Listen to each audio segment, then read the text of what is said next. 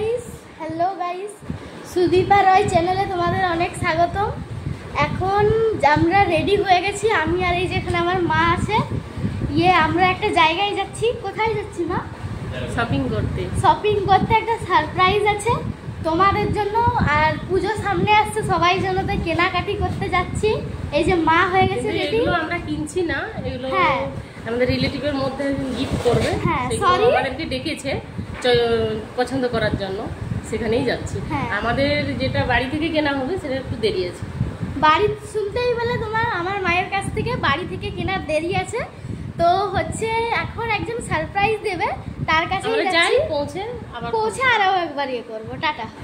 তোমাদেরকে বলেইছিলাম, এই যে দেখো, এটা আমার দাদা আমাদেরকে শপিং করাতে নিয়ে এসছে। তারপর এখানে আমি আছি, আমার মাসি আছে। এখানে আমরা বাজারে এসছি, এখন কাপড় দেখা হচ্ছে সবার জন্য।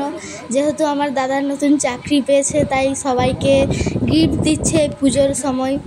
এখানে আমি আছি, মাসি আছে, আর ভিডিওটা আমার মা করছে। তারপর এখানে দেখতে পাচ্ছ আমরা একটা রেস্টুরেন্ট গেছিলাম, একটা নতুন খুলেছে এখানে, বং পিৎজা বলে। এটা পিৎজারই মানে রেস্টুরেন্টটা আর কি।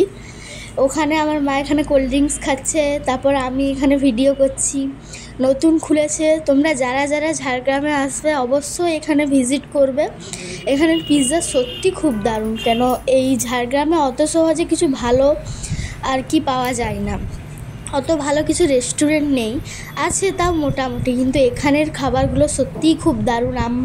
আমার মায়েরও যেই খাবারগুলো ভাল লাগে না, আজ মায়েরও খুব ভালো লেগেছে। এটা সত্যি খাবারগুলো অনেক ভালো। আর ভালো ভিডিওটা লাগলে লাইক শেয়ার করো।